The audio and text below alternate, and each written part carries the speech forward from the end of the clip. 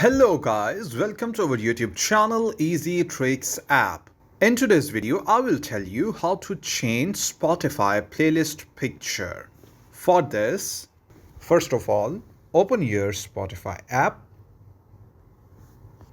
Then go to your library and then click on playlists and select the playlist you want to change the picture of. And here, click on these three dots. It will show you the options. The middle option, edit playlist, click on it. And here on the top, you have change image option.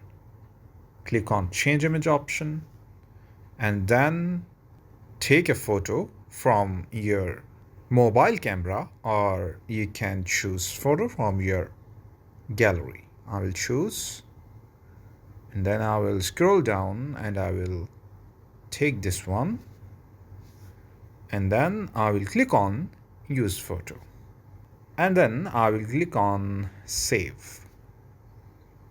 And that's it. The picture of playlist is changed.